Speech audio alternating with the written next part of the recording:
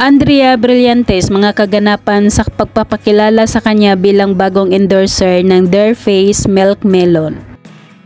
Andrea Brillantes! Come on everybody, how about a big round of applause? Dumating si Andrea na napakaganda sa kanyang white and yellow combination dress na binabagayan sa kanyang maiksing buhok.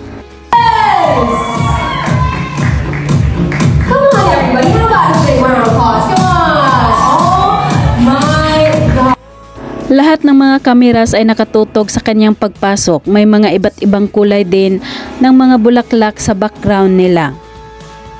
Come on everybody, how about a big round of applause? Come on! Oh my gosh! Hi!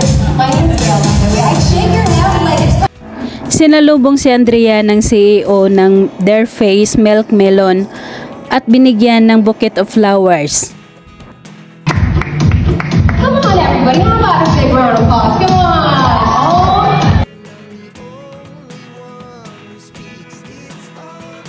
Nagpapasalamat si Andrea Brillantes na isa siya sa kinuhang endorser ng naturang brand.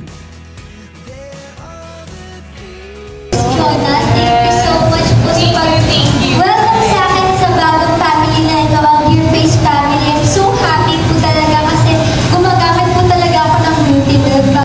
Ayon pa sa dalaga, di niya akalain na kukunin siya bilang endorser dahil kahit noon pa ay gumagamit na siya nito. Family, I'm so happy po talaga kasi gumagamit po talaga ako ng beauty milk bago pa ako nakasama sa family na to. So I'm really happy and excited. Thank you. At ang sabi pa ni Andrea, ngayon ay binigyan niya ng importansya ang kanyang tulog at ang pagre-rest. Mas binigyan ko lang po ng importance yung sleep ko and yung pagre-rest ko. At labas ko na sinabi, I don't really work. Dagdag pa niya, di talaga niya hilig mag-workout noon pero ngayon ay naging active na siya lalo na sa pagsiswimming.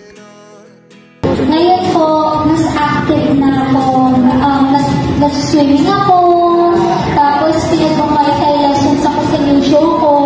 Nahirap-hirap ako kasi Sa pagiging active ngayon ni Andrea sa mga bagay-bagay ay nakakatulong daw ito sa kanyang pagiging self-care.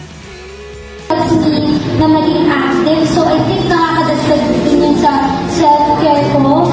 Kasi mas nag-move ako. At saka yun, rest.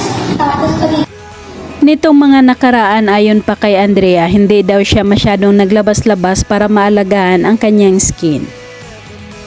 tapos hindi ako masyadong lumalabas-labas.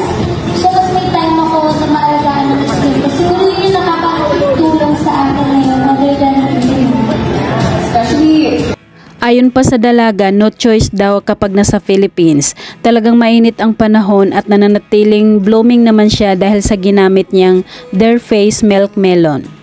wala tayong choices sa Philippines tayo. Pwede talaga dito sa Philippines. Pero as long as blooming naman ako dahil sa beauty milk, okay lang naman.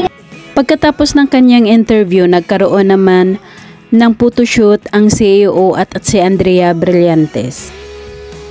As we step into this new year, we are not just unveiling a fresh face because we are also celebrating the bloom of Your Face. Lalo ngang gumaganda si Andrea Brillantes ngayon at ini-enjoy ang lahat ng mga blessings na dumarating sa kanya.